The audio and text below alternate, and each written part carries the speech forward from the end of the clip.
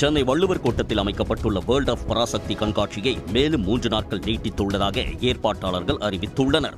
சுதா குங்குரா இயக்கத்தில் சிவகார்த்திகேயன், ரவிமோகன், அதர்வா உள்ளிட்டோர் நடிப்பில் பொங்கல் பண்டிகையை முன்னிட்டு வெளியாக உள்ள பராசக்தி திரைப்படம் ரசிகர்களிடையே பெரும் எதிர்பார்ப்பை ஏற்படுத்தி உள்ளது.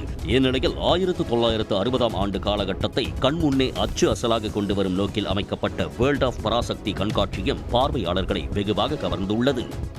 புல்லட் கார்ட் இருந்துச்சு, அது எனக்கு ரொம்ப பிடிச்சிச்சு. அதை நான் பார்த்தது கிடையாது. அண்டு பழங்காலத்தில் இருக்கிற டென்ட் கோட்டா அந்த எப்படி படம் பார்த்தாங்க, அந்த இதுவும் ரொம்ப ரியலிஸ்டிக்காக இருந்துச்சு. நான் படத்தில் தான் பார்த்துருக்கேன், அந்த மாதிரி ரியல் லைஃப்பில் பார்த்துருக்கேன் இப்போ தான்.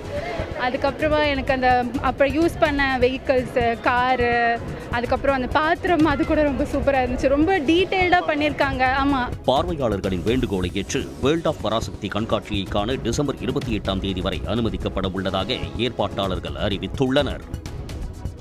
உடனுக்குடன் செய்திகளை தெரிந்து கொள்ள சன் நியூஸ் பெல் ஐகானை கிளிக் பண்ணுங்க.